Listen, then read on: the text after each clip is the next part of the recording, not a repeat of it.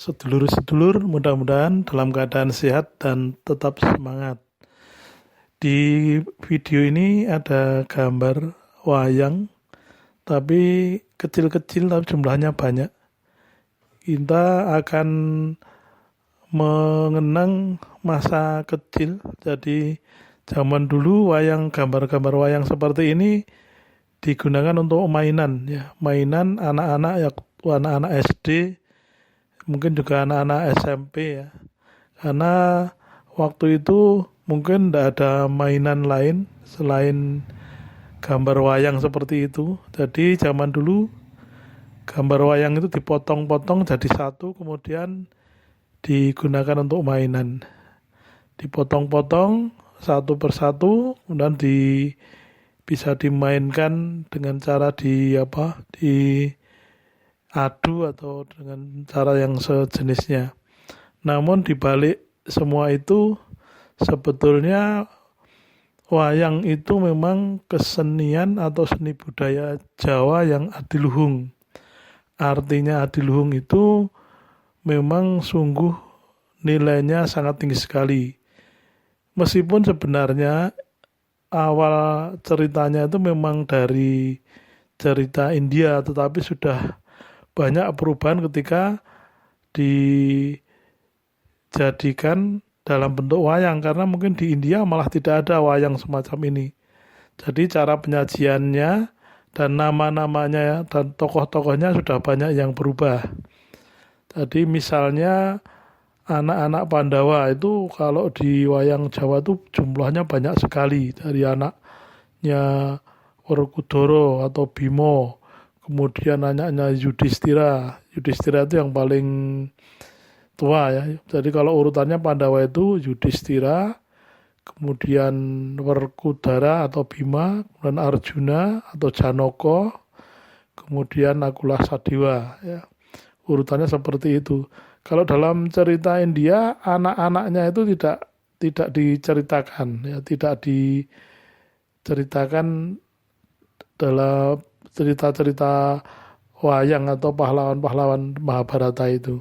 Tetapi kalau dalam cerita wayang Jawa, anak-anaknya itu justru yang ceritanya menarik. Seperti Gatotkaca, kemudian ada Antareja, ada Antasena itu dan sebagainya. Nah, jadi sebenarnya memang sudah digubah yang banyak sekali perbedaannya dengan wayang atau cerita Mahabharata di India.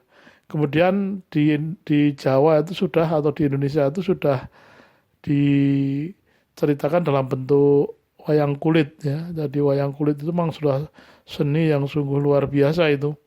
Karena ukir-ukirannya, kemudian cara menampilkan tokohnya itu seolah-olah seperti hidup, ya.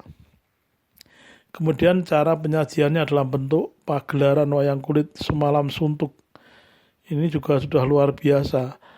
Yang jadi dalang itu harus apal nama tokoh-tokohnya, karakter misalnya Bima itu orangnya begini-begini, pemarah, kaku, kan.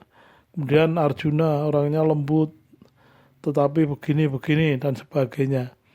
Jadi dalang itu selain apal atau hafal karakter tokoh, nama tokoh, ini anaknya siapa, punya anak siapa, anaknya berapa, istrinya siapa, itu harus apal.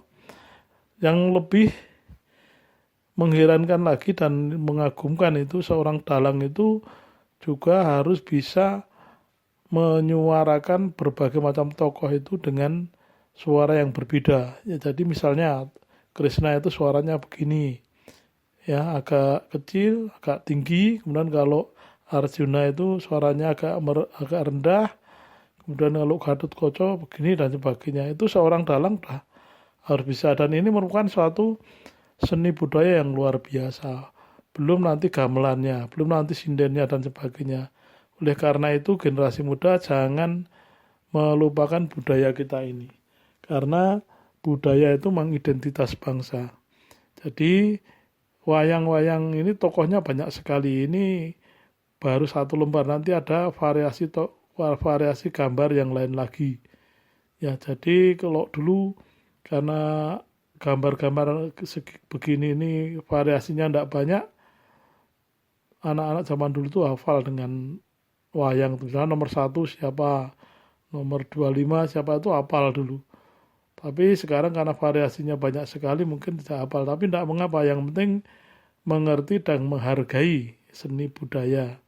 Karena kalau kita lupa dengan seni budaya, itu identitas kita sebagai bangsa itu akan hilang, ya. Jadi kita harus bercermin pada negara-negara yang maju, tetapi budayanya tidak hilang, tidak luntur. Jangan malah terbalik, kita majunya enggak, tapi budayanya sudah hilang. Ini sangat disayangkan sekali. Sekian dulu, mudah-mudahan bermanfaat. Jangan lupa komen, like, dan subscribe-nya.